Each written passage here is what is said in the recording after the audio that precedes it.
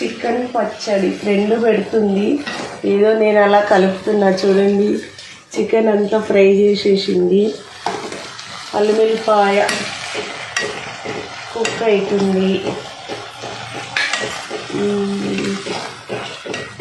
Golden colour రావాలి.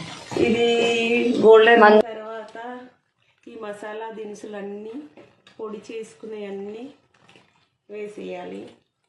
First కారం వేసేసాను.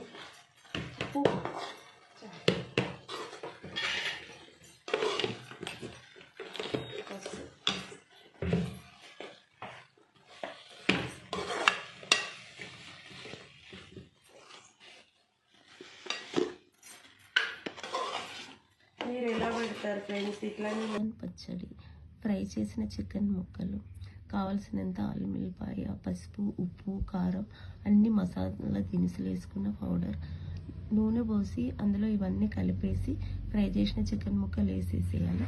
తర్వాత లాస్ట్లో నిమ్మరసం పిండుకోవాలి.